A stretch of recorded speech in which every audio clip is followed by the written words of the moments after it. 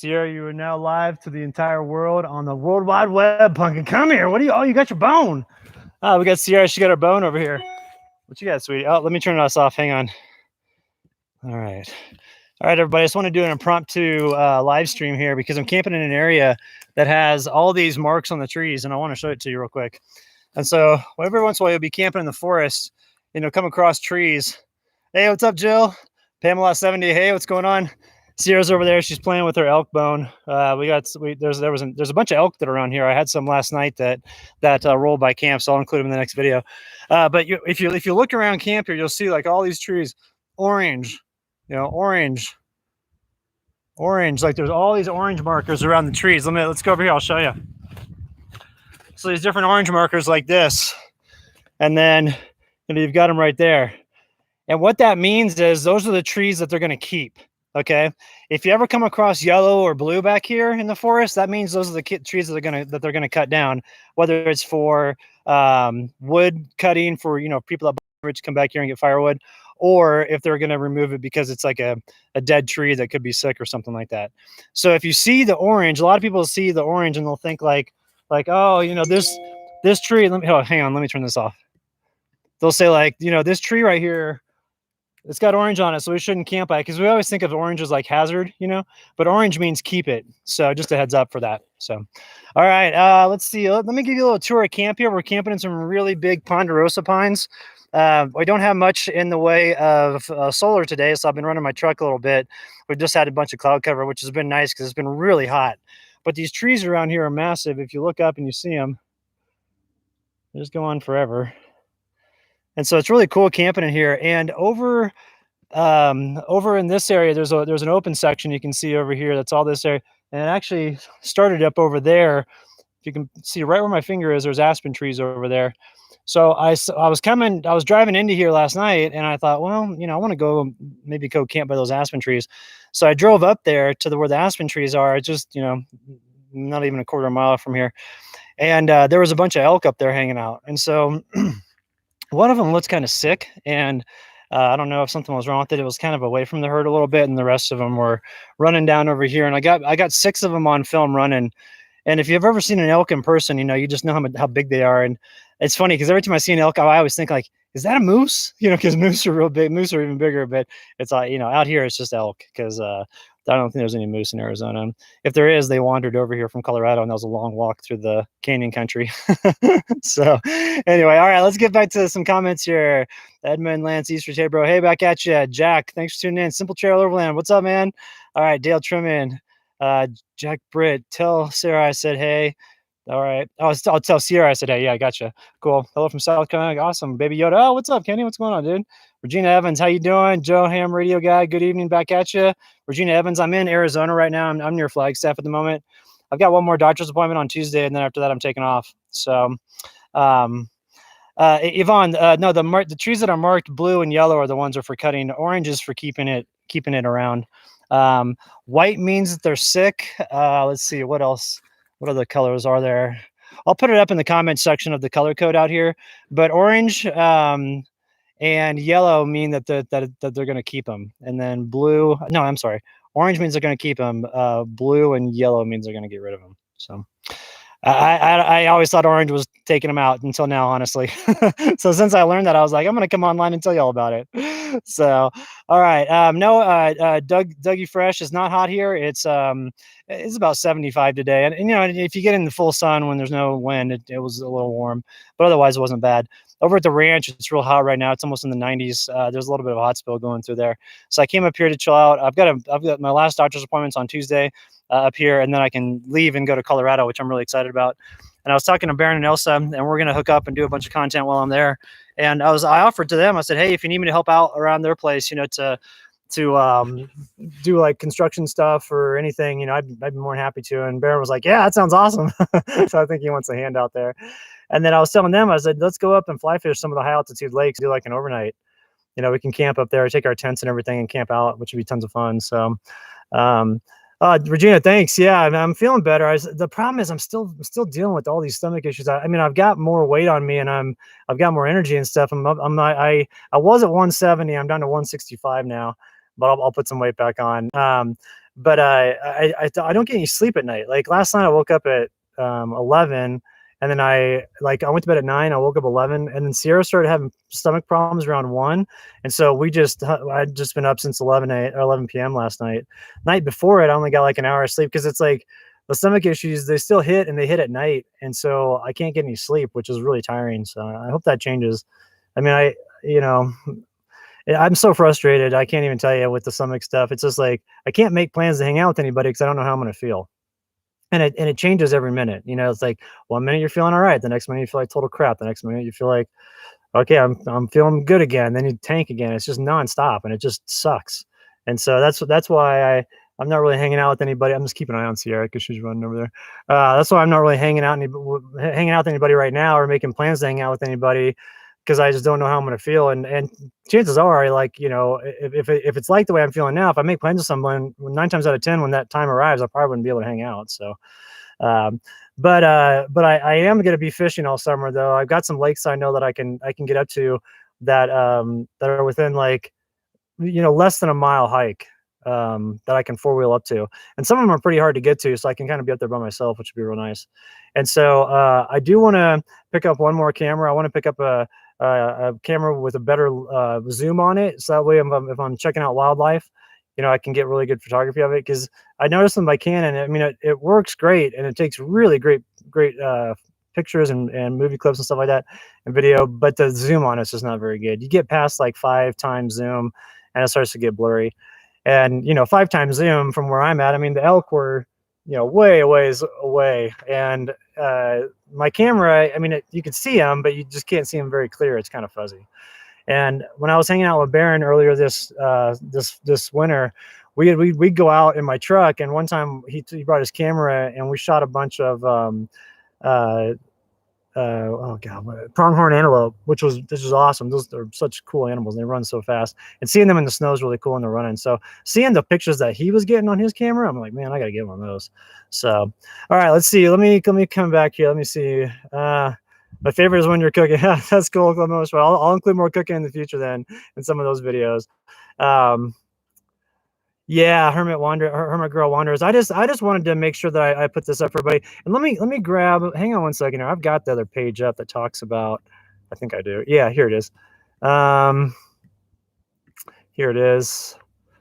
Leave trees as orange and pink. This is according to the U.S. Forest Service. So here is the color code for the forest if you're out here. So the cut trees, blue and yellow, leave the trees, orange and pink, wildlife reservation is white. That's for like if there's like, you know, bald eagles nesting up in the tree or something like that. Cutting boundary, orange. Oh, so that could be over here too with the cutting boundary.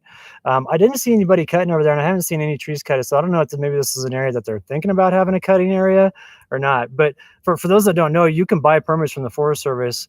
I think that last time I bought it, they were $5 for a cord. And you got to go out and get it yourself. And so, you know, you come out and you basically would just cut down some of these trees. And then if you have a place to go back to your house and store it, you know, on your land, then you can let it season, to let it dry out a little bit, because all these trees have sap in them. So if you try to light them on fire, they're not going to burn. And so you can do that. And that's really nice, as, you know, as opposed to going like a wood broker, like I would do when I was in, you know, winter camping in Colorado. I go to my wood broker, and they're awesome because they have all different types of hardwoods, but it's expensive. I mean, really expensive. I'd spend as much. I mean, I'd probably spend, when it was really cold in the dead of winter, I'd spend $600 a month on firewood just to keep my stove going to get those videos and everything. So, you know, it's nice to be able to go out there and harvest it. And then plus too, you kind of get to know certain areas of the forest because they always have it in different spots. And that way they don't, you know, completely get rid of trees in one area. They kind of space it out. So it's something that, you know, just keep an eye out when you're out here. But all right, let's see. I always feel better when fishing. Yeah, Doug, me too, man. So Zach C, what's up, dude? See Struzzy Capone. No bears. Yeah, there's black bears around here. I haven't seen any yet, but I have not seen any when I've ever been camping around Flagstaff. Sarah, what you eating over there, girl? I think she found a backcountry morsel, so we're gonna have to brush her teeth before bedtime. But I haven't seen any bears yet, but I am going to go to an area of Colorado that I know gets bears early season. And I think I'm probably going to go there. Let's see. If I leave here on Tuesday, I can get there by Thursday. And it's an area of Colorado to where I had 6 bears coming to camp in one day last year. And then I'd always see bears up on the ridge that were coming down from the high country. That you always see them in this one area of Colorado. So I'm going to go there and hang out there for like a week or so. And well, I have to see how the snow is up there. That area usually has a pretty big snow plug in it. So it takes a while for it to open up. But once that opens up, it's a cool area because number one, there's bears over there. But number two, there's people that go over and kayak that. And there's this waterfall that shoots right off this one area. And I could go up there and we could like live stream it. I could be looking down and be like, check out those people. They're crazy going off the waterfall. So anyway, all right, let's get back to some comments here. Okay, so Backcountry Builds is asking for the remote internet. So it's Unlimitedville, and it's just on unlimitedville.com. So let me just put this up real quick. Oops. I got to get the limited. Oh, I got to get my keyboard cleaned or something. It's real. I get so much dust in it from being back in here that my computer starts to gum up. All right, let's see here. Here's the address for that's the internet that I use, and you just put it in like a little so I have the AT&T service, and you just put in a little router like this. It's just a little mini SIM card, you know, and it's good to go. But like they'll send you one. I just wanted to use my own router because I like this one a little bit better because it has the one they send you just has a green light whether the internet's on or not, or not on. It doesn't have the bars to tell you how much signal you're getting. So I like this one for that. This is for AT&T. Verizon has a different type of router, and then there's one also for T-Mobile, and then I can't remember what the fourth one is for, but so Unlimitedville has all the carriers. If you wanted to go with just AT&T, you could go with NetBuddy. Let's see, is it NetBuddy.co? I think it's netbuddy.co, but that guy sucks at customer service. If your service goes down, like good luck getting in touch with the guy. He never gets back to you. So I'd recommend going with that one. So, all right, let's see, Brian, what's up? Get here to Franklin, Tennessee, and if they're, oh yeah, that's cool, man. Well, my brother lives in Franklin. Down there, he builds. Well, I can't say what he does because he actually signs a confidentiality agreement with all of his clients. But he builds all the big stuff around town for the big time people that live down there. So, and I always joke with him. There's one gal that he works with who's pretty famous, and she just broke up with her boyfriend, and he was talking to her. And I said, hey, Paul, tell her that you got a brother that's single that lives in his truck and he wants to come to Tennessee and take her out on a date. And he told her, and she started laughing like crazy. So anyway, but yeah, I like it down there in Tennessee. I think that Franklin's awesome. Like the history down there and where the was the Mellow Mushroom Pizza. I can't remember the name of that place, but that was the old, there's like bloodstains on the floor from the Civil War because there was a battle of Franklin out there. So I love the history down there. And like Franklin itself is a cool area. So, but my brother does all of his building out in like Leaper's Fork area and all that stuff. So I love Tennessee. I think Tennessee is awesome. I think the history down there is amazing. So, oh, let's see. This is a good question. So, Life Force Unleashed. What do I recommend for a good fly fishing rig? Well, let me go grab this real quick. Hang on, I'll be right back. What are you doing, big girl?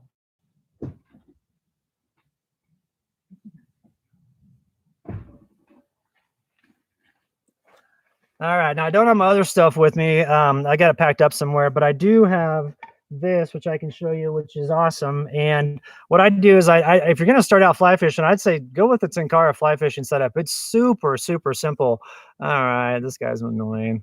I don't understand these people that are just losers like this. All right, and then I'm going to mute him as well. This is so stupid. But anyway, so what you've got here is the Tenkara fly fishing rod. And so this is actually a rod that telescopes out, and this is a case. So like you can put this in your backpack and you don't have to worry about banging it around. Like I carry it in this just because, I mean, if you scrape this up, there is a chance that you could splinter it a little bit. And then when you telescope this out, it wouldn't work right. But the thing that works is that, you have your little end right here and it telescopes out. And this is the Hane rod. So this goes to 10 feet. And it's let's see, I think it's 2.1 ounces. So it's super lightweight. I mean, this thing weighs absolutely nothing. Perfect for backpacking. But if you notice, there's no place on here to put a reel. And so what it is, it's the Tenkara style of fly fishing that the Japanese use, to where they literally, when they're walking along the riverbanks up in the high country in Japan, they would grab a piece of oh gosh, what is it? I'm trying to remember. Bamboo is what they would get. They grab the bamboo that's growing on the side of the stream there. On the end of it, what they do is they tie a string and they make their own hand tied flies. And what's interesting is their flies are backwards, so all of the like hair and everything is pointing the other way, which is kind of interesting. And they're all barbless as well. But they would take it and tie it on the end of it, and then you just basically pinpoint cast. And so I've got 10 feet here, and then I've got a line that goes on the end of this. That's another 13 feet. It's a fixed line that goes out, and it's tapered, so I can throw it into the wind, and it cuts to the wind. Then I've got another 6 feet on that, which is the fly fishing line. It's just like normal string, and I use like 6X is the strength that I use, and also the see it. I use the fluorocarbon, the type of fishing line that the fish can't see because the trout have real good eyes. And then you put that on the end of here and you're jamming. So you essentially have like about a 30-foot radius around you, that you can fish. Well, when you're in the high country, especially if you're fishing like the high altitude streams, you need something that's tight. And if you have a normal fly setup, when you come off, you have like the slack line that comes off here. The slack line can get tangled up in like bushes by the shoreline, and get tangled up with trees underneath the water, all that stuff. And so this is kind of more of a minimalistic style of fly fishing. Now you are limited in range. You got to remember, like you can't get out super far. So if you're fly fishing like a big body of water in the high country, you can basically just fly fish the edges. Or if you take your waders with you, then you can get out to the ledge, because all the lakes in the high country have like a ledge in the center, or a ledge on the sides, and then it drops off in the center. Where it drops off, that's where the fish get real big, and they sit there and they just wait to cherry pick, And so what you can do is you can put your waders on, fly fish out with there, and then hammer it with this and kind of pinpoint cast it, and not have to deal with all that gear. Because I do kind of get a kick out of the traditional fly fishing setups. I mean, I've used them, they're great, but I prefer this, and this is only what I carry with me. But the people that you see get out there and they have like every single thing on their gear, and you're like, dude, did you go fly fishing today just to put all that shit on? And did you take you an hour to do it? Because like, I want to go fish. Like, I don't want to sit there in the parking lot for 2 hours and put on gear. So what I like about this is I'm jamming along the I should get my string set up and show it to you as well. Let's grab it real quick. But like if I'm jamming along a trail and I go along and I'm like, oh, there's a pocket of fish right there, I can bust that thing out, get the string out, and within 30 seconds I can be fly fishing, which I think is awesome. So all right, we're gonna get into my backpack here, because I've got my fly stuff. She impressed. I'm doing this with one hand. Let's see here. All right, there we go. Man, I've had some trolls lately. They're getting super aggro with me, like pissed off at the winter camping videos and like, you're a loser for being out there and you're mentally deranged and all that stuff. I'm like, I don't think I'm the one mentally deranged in this conversation here. I don't know if people just got, it got to be summertime and everybody got pissed off, but the trolls have been out like crazy lately. All right, let's see here. All right, here it is. So this is what I take with me. This is my whole fly fishing bag when I go fly fishing. And I just basically throw it over my shoulder like this when I'm out fly fishing, and I've got it with me on my side, and then I'm jamming while I'm there. In the bag, I'll put this up here and I'll show you. Oh yeah, Meadow Creek Farm. Yeah, see, it just kind of hangs out when I'm talking. So this is a real nice. It's a fish pond fly fishing bag. This actually clips off here and on both sides, and you can have it as like a chest bag with the other backpack that I have. It clips into that. But in here, I'll show you the string that I have. Now you can go fly fishing if you want to. You can go fly fishing with just this in your backpack, okay? Because in this has the line. You see here, I've got the string that I attached to the end of it. I've already got it rigged to where it has a caddis on here, so I'm ready to rock and roll when I want to fly fish. So all I need to do when I get to the area when I want to fly fish is telescope this out, tie this to the end of it, string this out, and throw the fly in the water, and I'm jamming. So that's really convenient. You can put this in your pocket, and you can put this. I mean, you can just carry it with you if you wanted to, or if it's anywhere in a backpack, no problem. Another thing that's nice too is you've got a little area in the front here to put other flies, and so you can put other flies up front, which is kind of nice.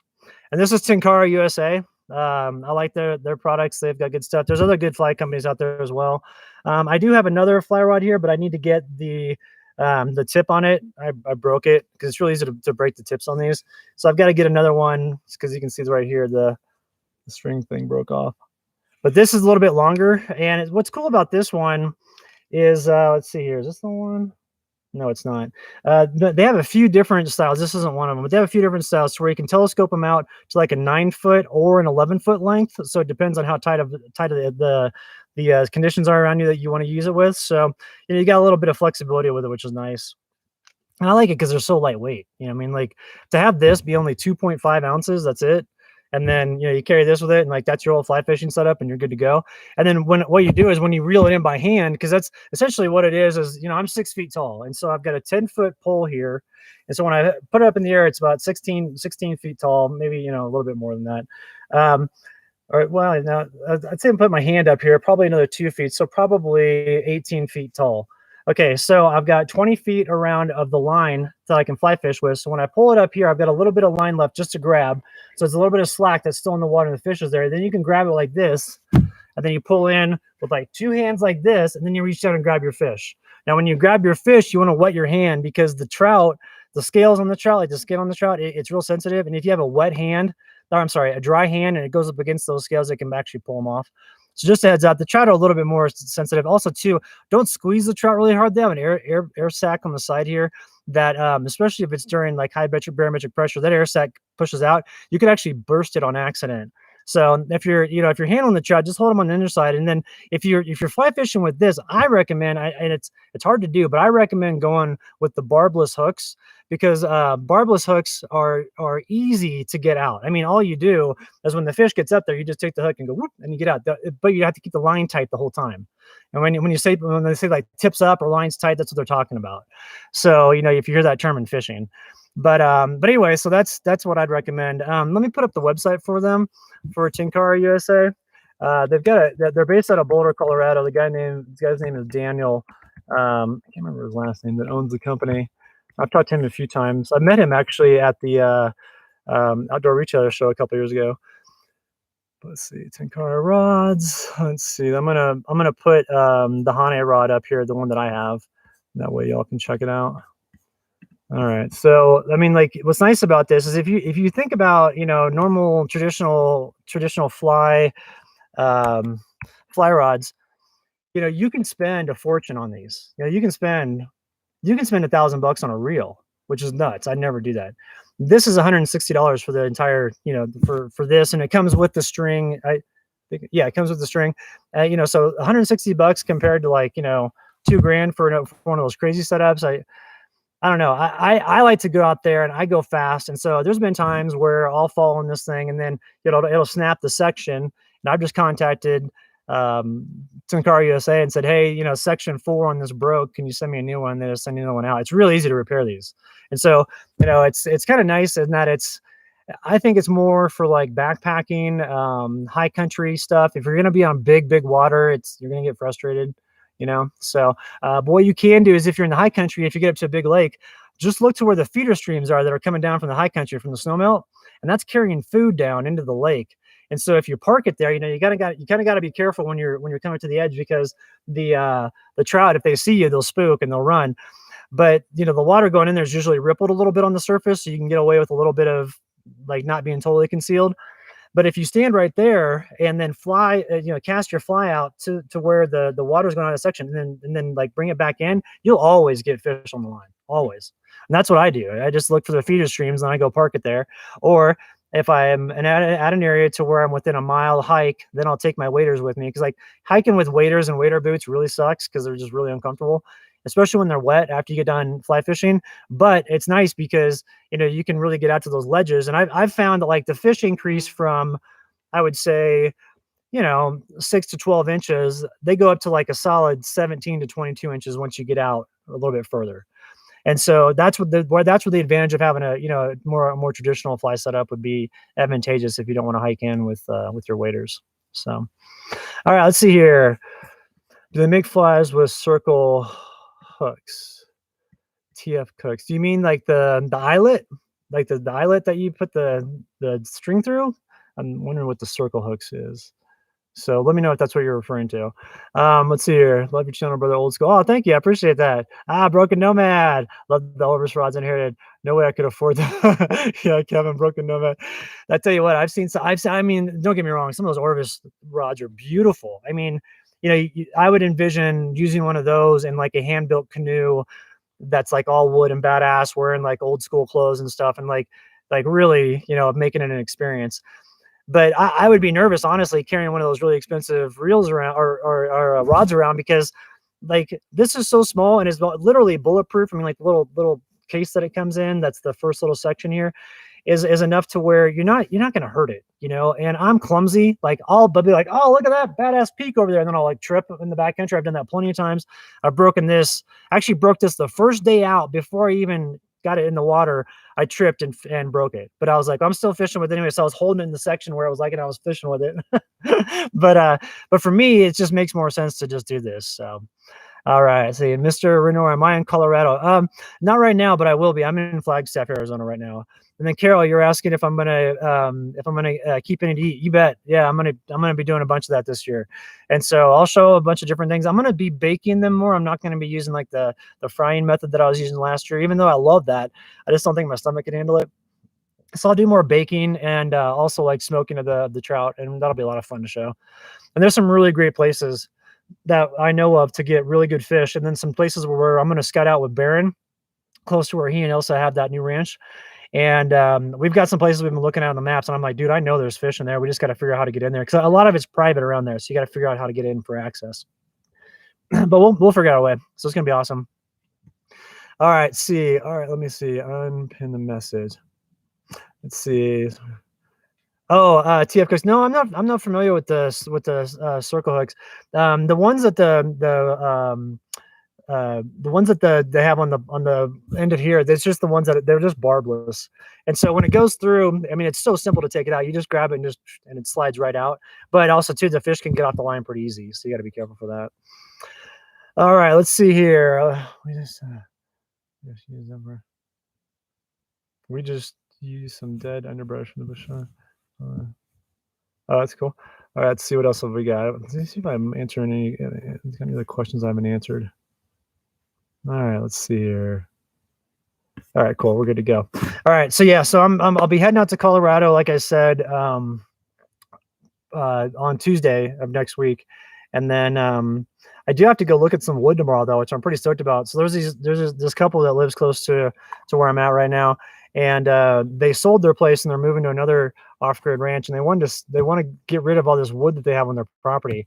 And so I'm gonna go check it out tomorrow, and if it's looking good, then I'll get it and then transport it to my place. I got to figure out where I'm gonna put it, because I don't have anything on there to store it in yet.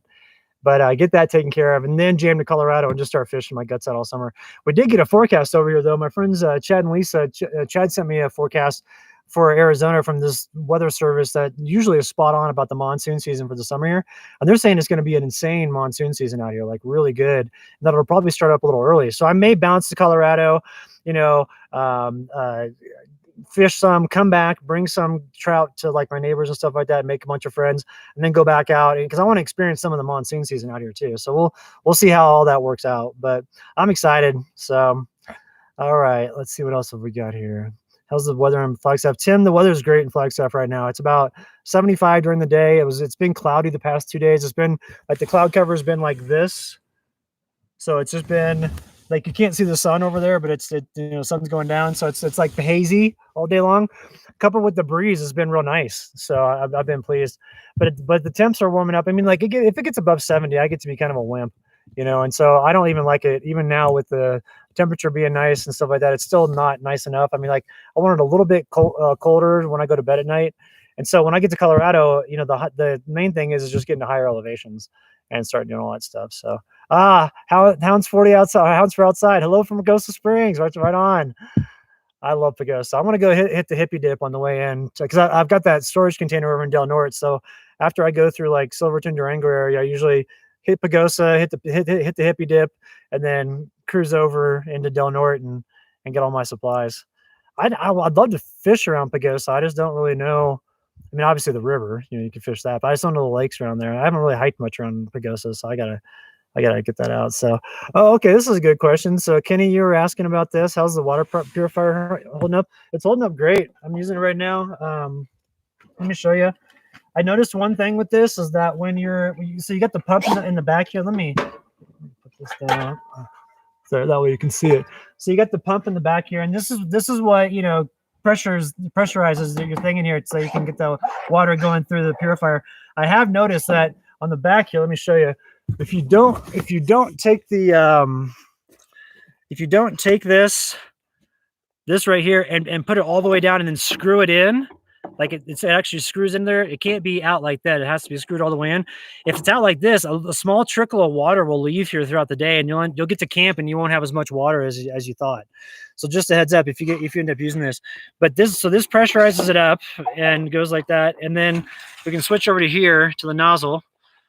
You can see how it works. It's not the best at the moment, but it's also about halfway spent. So as the water decreases in here, the water pressure here, even when you pump it up a bunch, won't be a ton. But you know, it's working pretty good. I mean, it does the trick. It's so convenient just to pull up to any sort of creek and just, you know, dip it down in there and be good to go. Around here, I haven't done too much of that just because there's not too many creeks to dip it into. So that was more for like over the wintertime when I was in Colorado doing some winter camping. So Emily Cost, thank you so much. Love your channel, watching from Las Cruces, New Mexico. Buy the puppy new. Okay, yeah, definitely. I'll get her new toy. We've got this really great shop that we go to called Paws and Claws over in Prescott, and that was where she was in the last video where I was getting her groomed at, and she loves it there. She'll like go around, and they keep the treats like right at dog level, so that the dog can like choose which one they want. So she was in there, she would like grab a treat and pull it out and pull it on the ground. She'd go to the next one, grab a treat, pull it on the ground. I'm like, this is like a amusement park for dogs. So anyway, all right, let's see here. What else have we got here? Nice, we can link up. My bud works the springs. I know some lakes. All right, cool. Yeah, that sounds good. Hounds for outside. I'd love to check out that area because, like, you know, I'm from Colorado, like over in Buena Vista and Slide and all that stuff, but it's so crowded over there now. And I think that I'm going to just spend my time a little bit further away from the Front Range because, like, I don't mind. I mean, I know I'm going to run into people back there. It's not like I want it all to myself, but it's just that when there's so many people, you know, and I remember back in the day, back in the late 90s when there's no one up there. And so, you know, it's just kind of one of those things to where when you knew what it was like back in the old days, and there was no one around, and then there's like screaming kids around the lake and just nonstop craziness, and you're just kind of like, I think I'll go somewhere else. So yeah, I'm excited to do that. Noel, hey, what's up, Noel? Down here in Colorado Springs.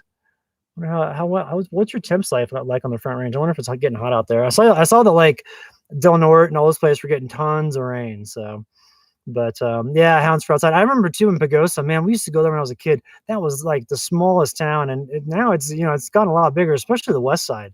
When you go towards into Durango, it just gets kind of out of control. I remember in the summertime when we go to Silverthorne and half the town would be closed because, you know, it was just a ski town. So like there were no summer activities, but we had summer activities because I just go up there with my family. We just go hiking and camping, and we loved it. There'd be no one around. So it's kind of fun to think about those days back, you know, days of old when there was no one up there.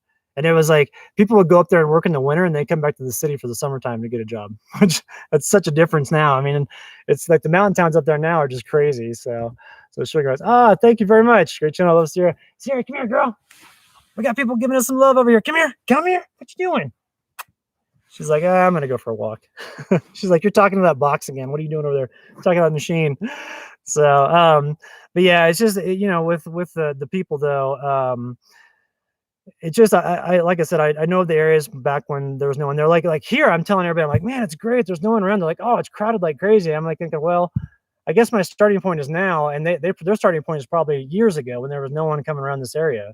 But I love it up here. I mean, it's great. The people are super cool. The one thing I really like about where I'm at is I'm close to Flagstaff, Sedona, Cottonwood, and Prescott.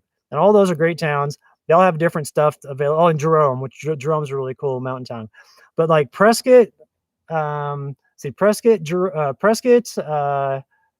Sedona, and Flagstaff all have a tremendous amount of women that are single, which I'm like, thank God. I mean, the Colorado mountain towns are void of, well, at least the ones I was hanging out were void of women, none at all. And so it's so nice to be in an area where there's like single women and you go to a restaurant or something and have a conversation with the gal, and it's just cool. So it's nice. I mean, I've been single for a long time. And when I hit the road, you know, like I dated a little bit when I first got on the road, but it was tough because it's like I wanted to roll around. I didn't want to have to come back to the same area. And then girls would get pissed at me because I'd leave and I wouldn't come back. And so I thought, well, that doesn't quite work. But if I'm out here, if I'm at the ranch, at least I have a place to come back to that's somewhat consistent, so I could maybe date. But I don't know, Johnny Dio. Got to get that sugar mama. Don't worry, man. I'm gunning for that. If I see her go in a nice car that's single, I'm like, hey, maybe I should go talk to her. So anyway, so 80 degrees in Colorado Springs today, very green. We've had 5 inches. Oh wow, it's been tons of rain. That's great to hear. It's dry as a bone out here. They're hoping for more rain. There's a big time drought going on in Arizona. So hoping that when monsoon season comes, it really comes down. They're saying it's going to, so we'll see what's shaking there. So, the Quiet Canyon. You're asking, do I photograph the stars in the night sky? I don't at the moment. I did a little bit in winter camping this past winter in December when I got my new computer or my new camera, because the evening photography is great. And I think this summer, I mean, especially when I get up to Colorado, the night photography in the mountains at those high altitude lakes, it's unreal. And especially during like if I could get up there during a meteor shower, it would be insane. And so that's what I want to do is take photography up there at night of like just different mountain scenes and mountainscapes during the summertime. So I'll definitely get those posted up, and we'll do some night video stuff too and see what we can post up. What you seeing over there, girl? This is about the time last night when I saw the elk roll through. They were coming through in like that area behind those trees right there. So you'd see them go in between the trees like that, and they were going across. And so anyway, Kenny Brian the Heartbreaker. Yeah, and well, you know, and in Colorado too, there's like every mountain town has like 40 dudes to every one girl. So it's just like I'm not interested in that scene. You know, that's not me. So all right, let's see. Hello from Newfoundland. Oh, it's cool. Fishbird. Welcome to the channel. I don't know if this is the first time tuning in or not, but I've never been to Newfoundland. I'd love to go up there and check it out.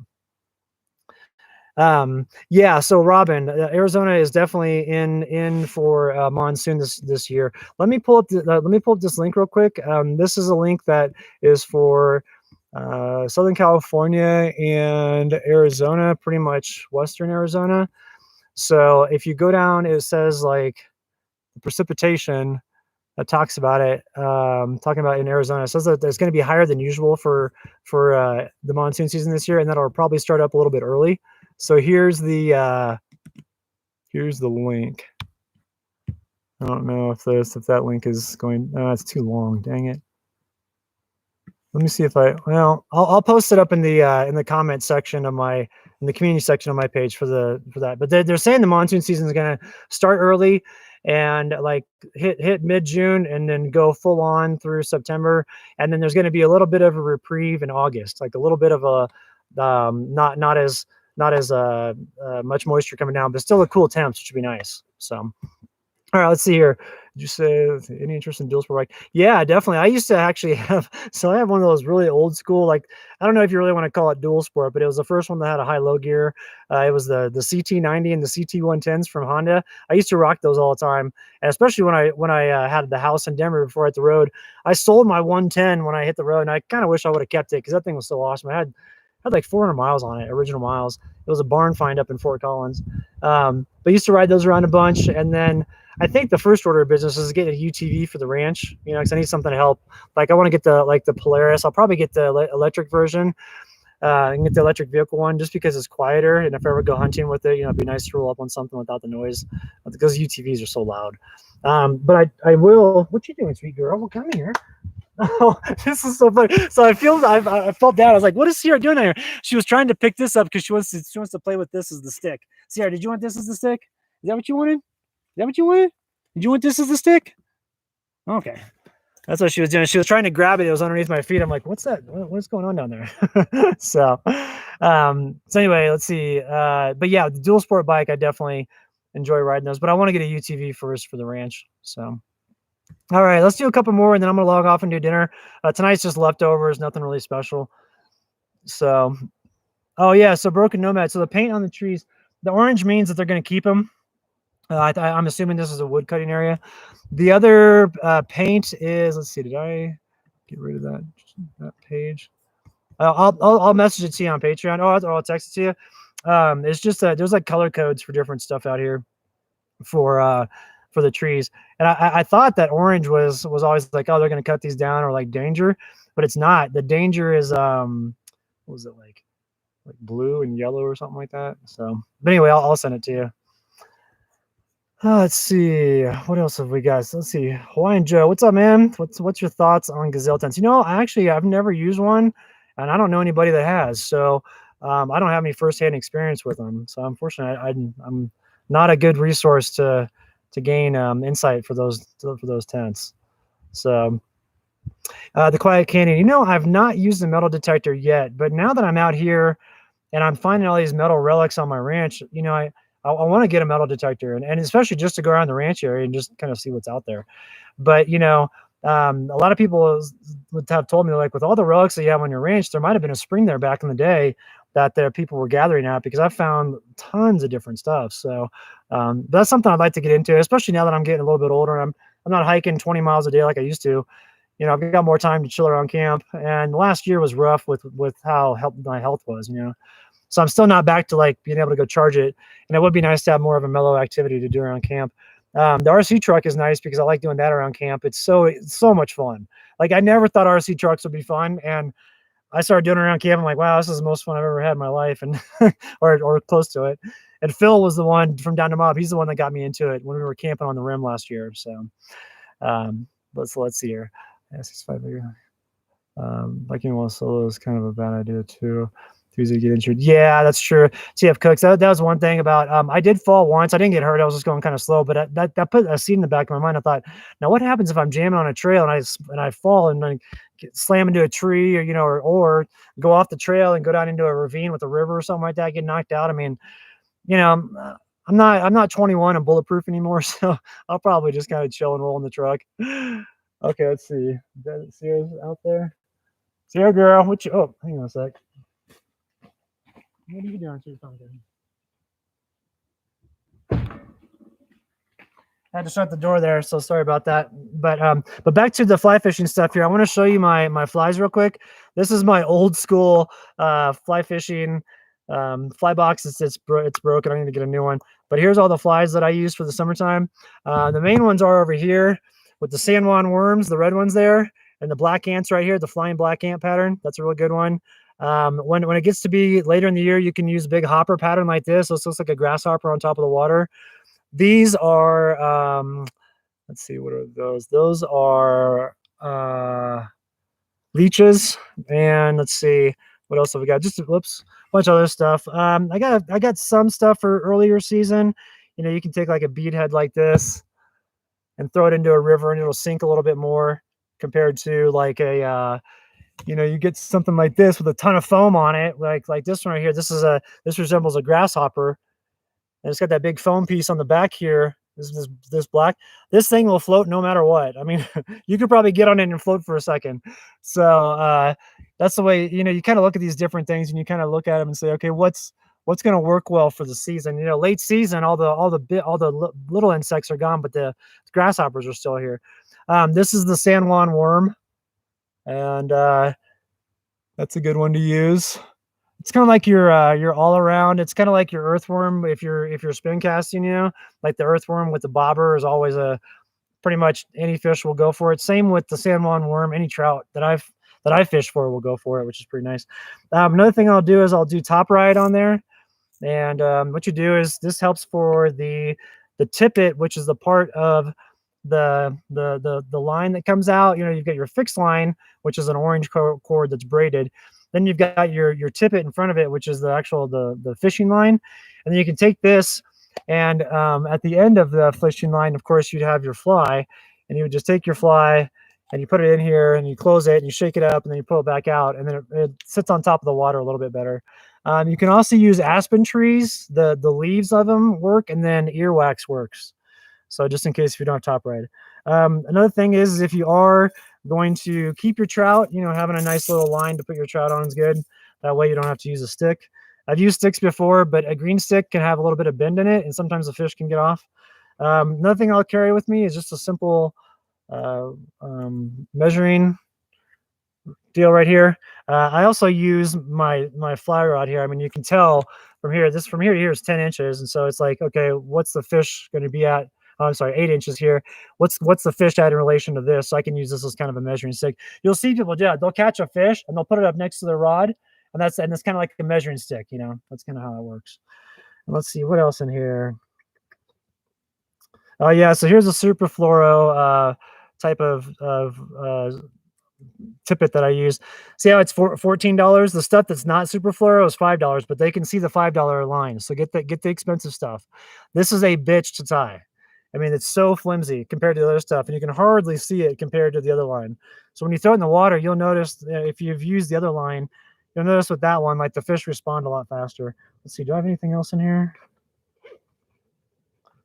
No. I've got like some spinning lures, but I also carry a spinning rod with me just in case. Yeah, that's it. So, but it's nice having this as like my fly fishing, you know, like pouch, because it's so easy to throw it over your shoulder and then jam. I mean, like there's so many times where I'm jamming in the water. You know, I've got it over my shoulder, I'm jamming, and I've got a fish on the line. And I pull it out here, and you can access this easy, you know, and it's good to go, and it's simple and minimalist and small. So, all right, let's see here. What have we got here? CF Cooks. Consider one of the tents that attach to the back of the tent.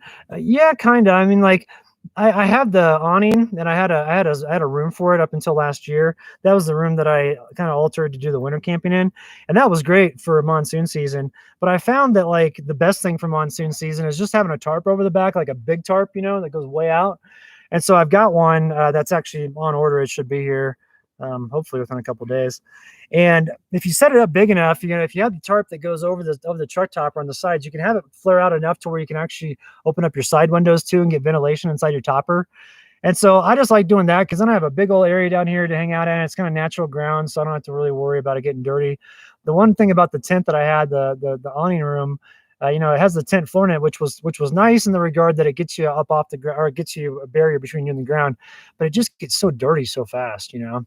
And the setup of setting up a tarp is much quicker, and the breakdown's much quicker than the awning room. The awning room was nice though. I mean, I got to admit that thing was really comfortable, especially when I put the stove in there and then had the winter camping. That was just so much fun. I'd have people that it was in an area that doesn't get very much traffic, but there were a few people that rolled by, and one guy stopped by. He's like, I just have to stop and tell you, that's the coolest thing I've seen. He's like, that is so cool you did that. He's like, good on you for being out here. So I thought that was pretty cool. So, all right, let's see here. All right, let's see. Thanks for the fishing tips, Carol. Yeah, you bet. I love fishing. So this summer when I'm fishing up there, I'm just going to talk about it nonstop. I'll talk about which flies are working good at that time.